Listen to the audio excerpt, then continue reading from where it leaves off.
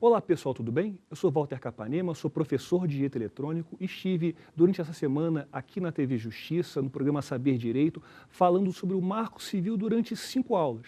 E nada melhor do que hoje no Saber Direito Responde, responder perguntas, dúvidas que são trazidas pelos nossos amigos aqui, a Vitória, o Enderson e a Dayara, alunos que vão trazer perguntas para a gente.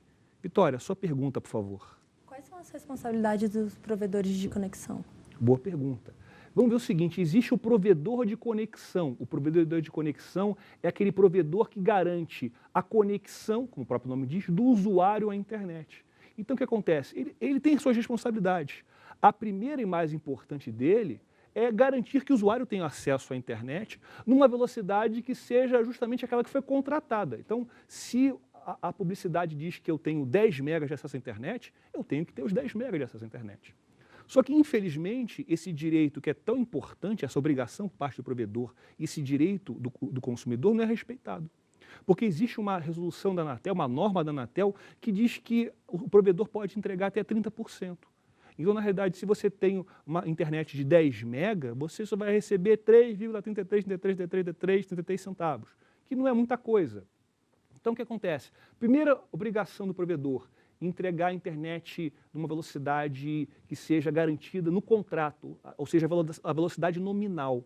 Uma segunda responsabilidade, um segundo dever, que eu acho, inclusive, que é muito importante, Vitória, é o seguinte, o provedor ele precisa respeitar a privacidade desse usuário.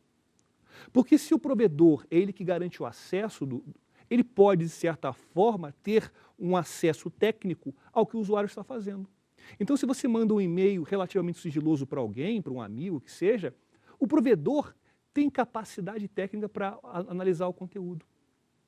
Isso daí ele não pode fazer. Em primeiro lugar, o Marco Civil veda. O Marco Civil veda qualquer tipo de monitoramento, qualquer tipo de filtragem por parte do provedor. E mais, dependendo do caso, pode até constituir o crime. A Lei 9296, a lei que trata da interceptação telefônica e da comunicação de dados, ela tem um artigo, o artigo 10, que diz que é crime a interceptação de dados realizada sem autorização judicial. Então, o provedor, quando ele analisa o seu conteúdo, ele faz um grampo do seu conteúdo, ele está desrespeitando a lei, o Marco Civil, e está cometendo um crime. Então, esses dois direitos, ao meu ver, são os mais importantes. Anderson, a sua pergunta. Professor, é porque muita gente diz que o Marco Civil é só uma desculpa para o governo controlar a internet. É verdade. Esse fato, né, esse boato surgiu na internet, nas redes sociais, e é muito comum, dizendo, olha, o Marco Civil é um absurdo, o Marco Civil é algo que vai violar a nossa privacidade, vai tornar o mundo, o país algo totalitário. Não é isso, gente, não é isso. Quer dizer, realmente quem faz isso ou é desinformado ou realmente quer trazer um pensamento negativo sobre o Marco Civil. O Marco Civil, na realidade, ele tem aí uma tentativa de trazer direitos e garantias para a internet, para o usuário da internet. Ele não vai regulamentar a internet de forma a permitir o monitoramento governamental, permitir a censura, até porque a própria Constituição vai da censura. Veja bem, o computador não pode censurar, o provedor não pode censurar e nem o governo pode censurar.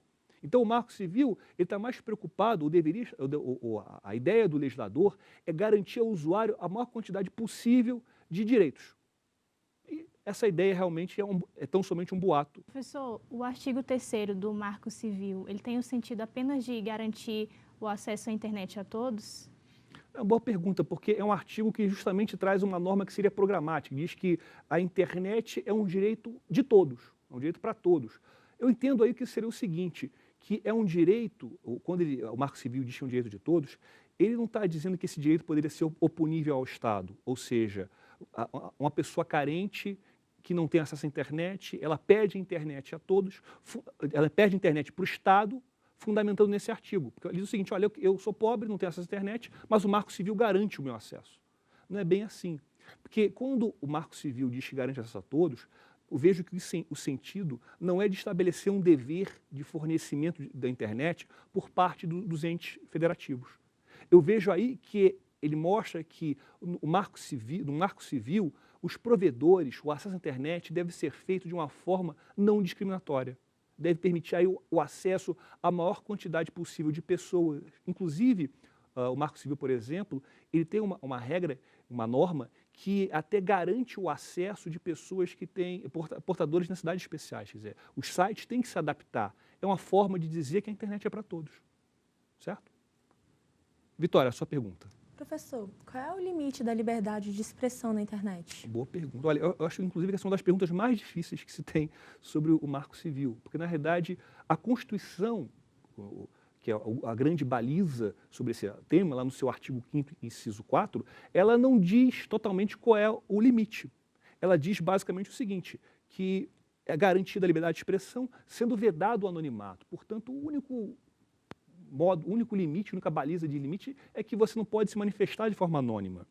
Mas a grande questão é o seguinte, que a própria legislação ordinária começa a tratar os outros limites. Por exemplo, você tem uma lei que proíbe o racismo, uma lei que proíbe manifestações contra grupos, você tem a jurisprudência do STF que condena manifestações antissemitas, manifestações contra grupos específicos, contra indígenas, que seja.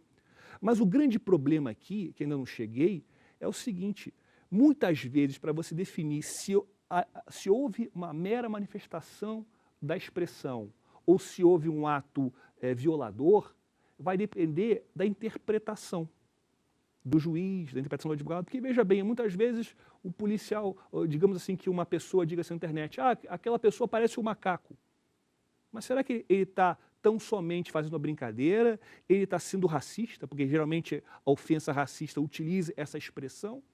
O que pode ser o seguinte, um intérprete acha que é ofensa, outro intérprete acha que não. E você pode usar essa mesma ideia para o juiz, porque pode ter um juiz que acha que essa manifestação foi racista, outra não. Então, o grande problema é que o limite da liberdade de expressão, em grande parte, é subjetivo. Certo? Wenderson, sua pergunta. Professor, como uma pessoa poderá solicitar a retirada de publicações dirigidas a ela que contenham injúria ou ofensa à sua honra? Esse é um grande desafio porque envolve também um aspecto tecnológico. Quer dizer, o Marco Civil já garante também a retirada do conteúdo lesivo.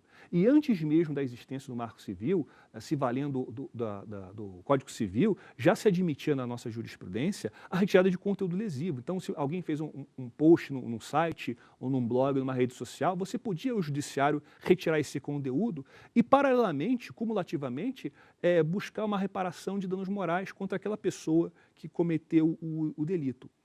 Mas o grande problema, Anderson, é o seguinte, o aspecto tecnológico.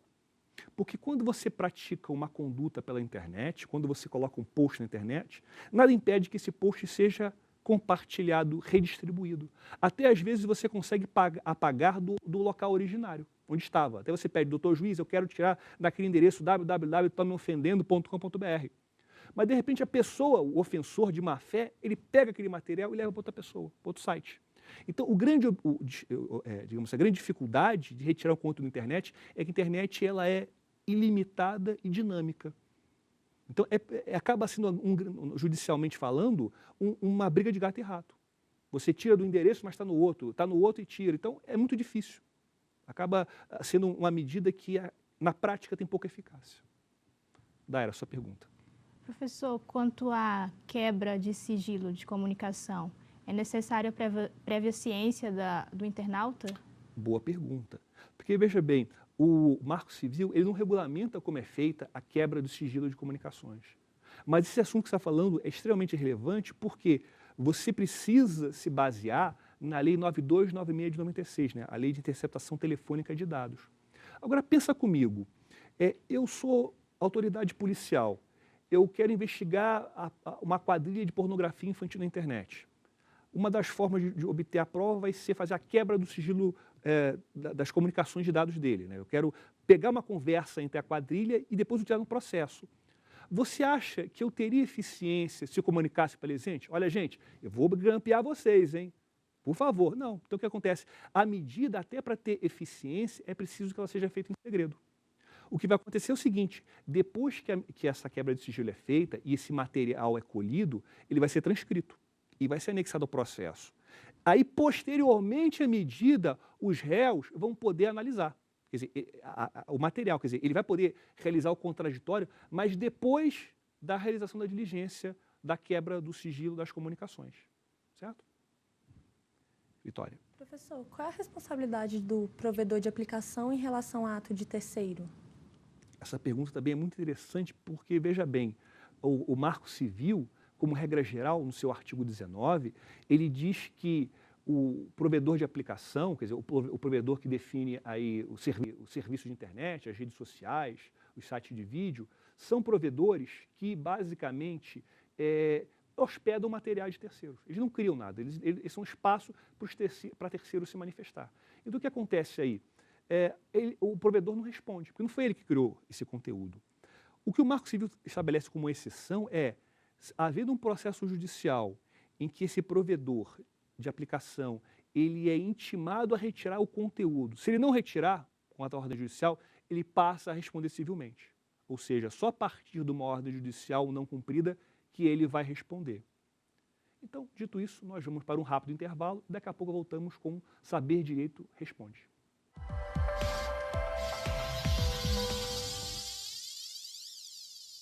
Estamos voltando aqui com Saber Direito Responde, e temos Saber Direito Responde, e temos mais perguntas sobre o Marco Civil da Internet. Voltamos então aqui, seguindo a ordem regimental, aqui com o Anderson. Professor, é lícito o monitoramento do computador de uma criança por seus pais? É interessante, porque, veja bem, o Marco Civil garante a privacidade. Mas será que essa garantia de privacidade vale contra todos? Existiria privacidade de uma criança ou adolescente? Até existe.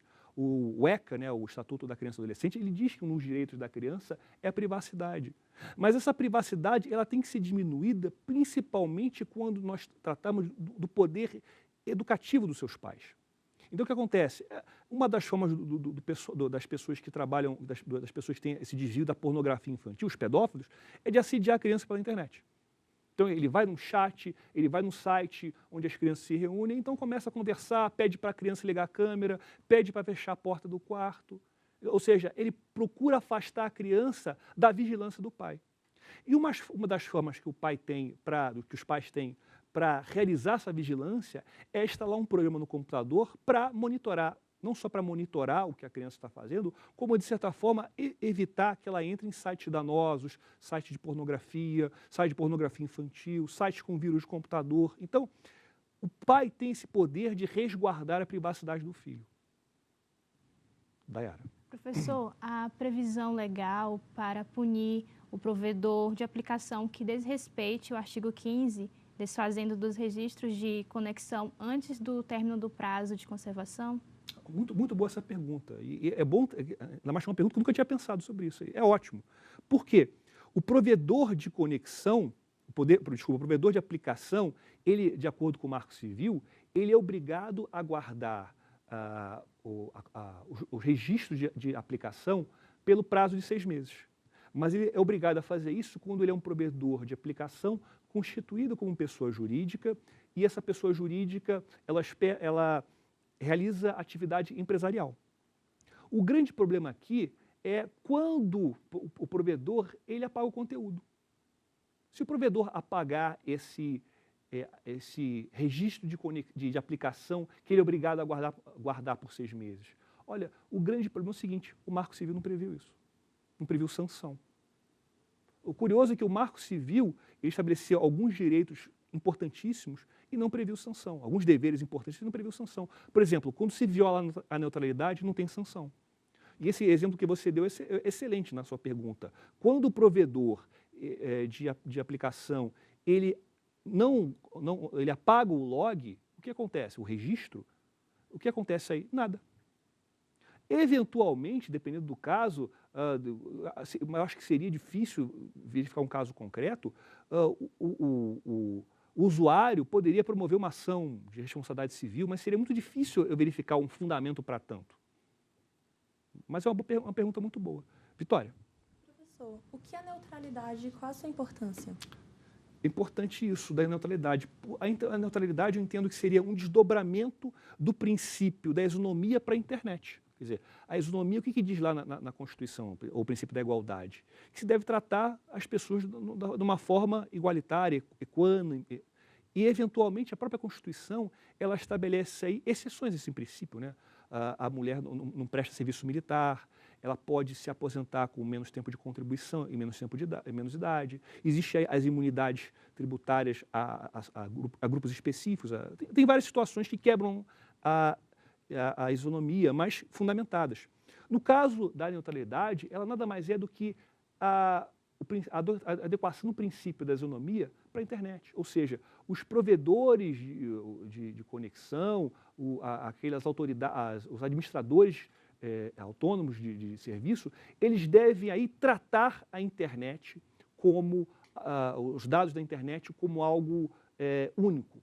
Eles não podem ou estabelecer preferências, ou seja, esse dado aqui vai mais rápido, e nem pode estabelecer assim discriminação, olha, você não pode passar. Mas, infelizmente, na prática fazem isso. Infelizmente, às vezes, uma questão até de concorrencial. Olha, essa informação, de repente, vai concorrer com a minha empresa, então eu vou deixar você bem devagar. Então, o problema, como eu falei, é o seguinte, que adianta você prever a ideia da neutralidade se não há qualquer sanção para isso? Então, acaba desestimulando a sua aplicação. É isso. Professor, com a neutralidade da rede assegurada, os provedores de conexão eles poderão vender pacotes de velocidade diferenciados, nesse caso?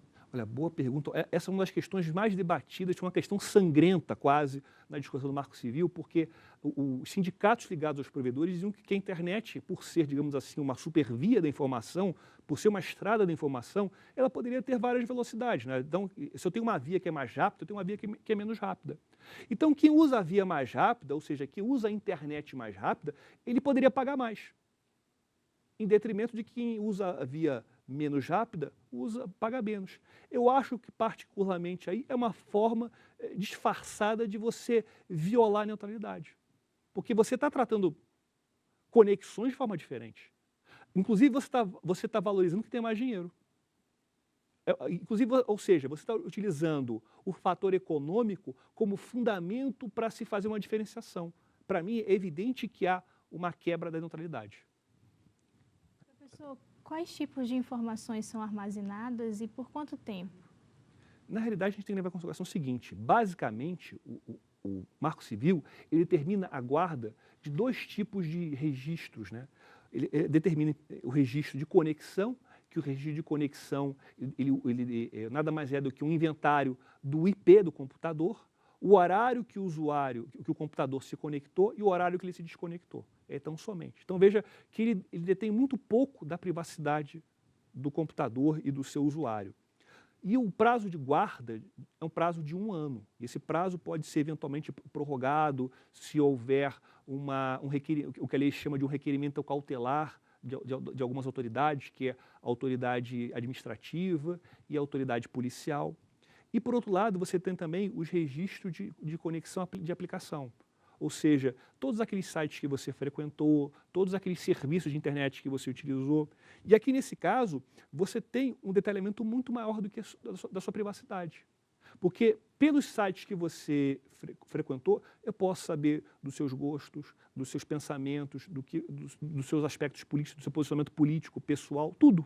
Então, há aí, digamos assim, um acesso muito maior ao seu eu. Nesse caso, por ser muito mais informação, o Marco Civil, no seu artigo 15, determina a guarda por 6 meses. Mas também se admite a prorrogação desse tempo, através do procedimento que a lei chama de requerimento cautelar, que pode ser feito pela autoridade policial, autoridade administrativa e o Ministério Público. Então, é mais gente que pode pedir que esse material seja guardado mais tempo, até para ser utilizado numa eventual ação penal, numa ação de responsabilidade civil, etc. Vitória. Professor, há diferença entre privacidade e intimidade? Sim. Veja que a internet, a Constituição, lá no artigo 5º, inciso 10, ela diz lá que são invioláveis a vida privada e a intimidade. Quer dizer, a própria Constituição já diferencia, e a Constituição não tem palavras inúteis. Então, o que acontece? A privacidade e a intimidade, elas têm uma diferença em relação ao aspecto de profundidade. A privacidade é a parte da sua vida que diz respeito às suas relações pessoais menos intensas, relações profissionais, aquelas pessoas que você conhece de vista, de repente até os seus amigos da rede social, porque ninguém é amigo de todo mundo na rede social. Então, essa relação mais externa, a intimidade, ela trata justamente do que é mais importante na sua vida, do que é essencial. a sua família, o seu namorado, o seu marido, o que passa na sua cabeça, o que está na sua cabeça.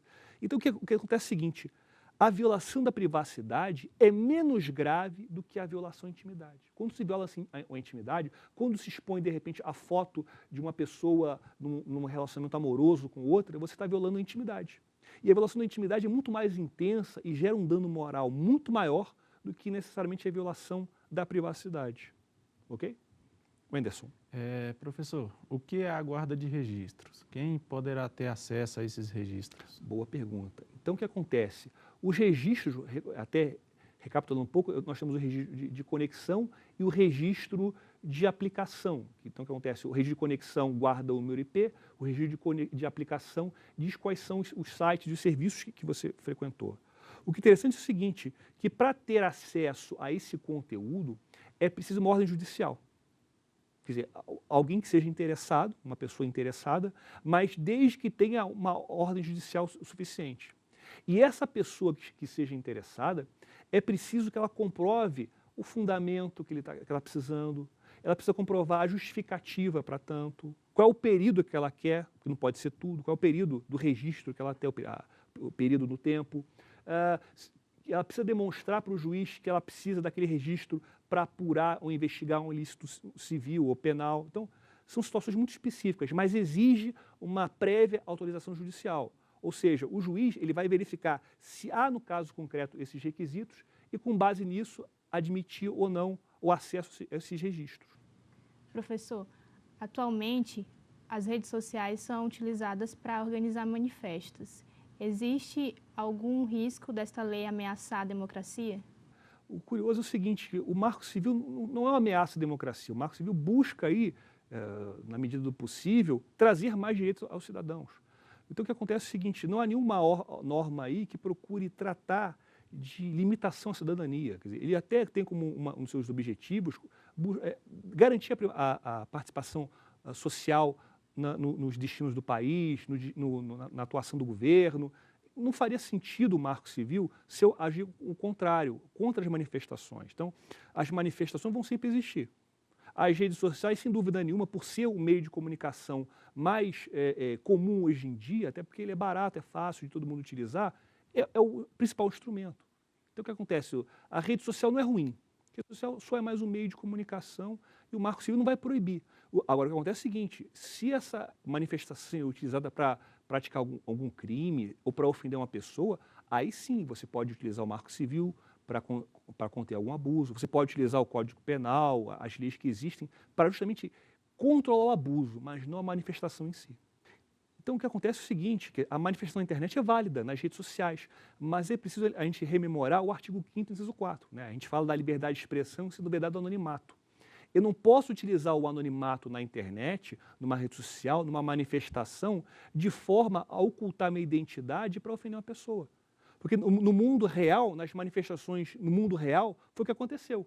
As pessoas, muitas vezes de má intenção, colocavam máscaras, tapavam o rosto, que era uma forma de, no mundo real, garantir o anonimato. Então, esse anonimato digital para estabelecer desordem, para criar confusão, é totalmente inválido, é totalmente abusivo. E o Marco Civil não vai amparar isso. Quer dizer, o Marco Civil busca aí, na realidade, amparar a democracia, a participação social, a cidadania, e não o contrário. Dito isso, senhoras e senhores, muito obrigado pela participação de vocês aqui, agradeço aqui as perguntas de vocês, e até a próxima com o Saber Direito Responde. Muito obrigado. Tem dúvida sobre o assunto? Mande um e-mail para nós, saberdireito@stf.jus.br. Você também pode estudar pela internet. É só acessar o site www.tvjustiça.jus.br.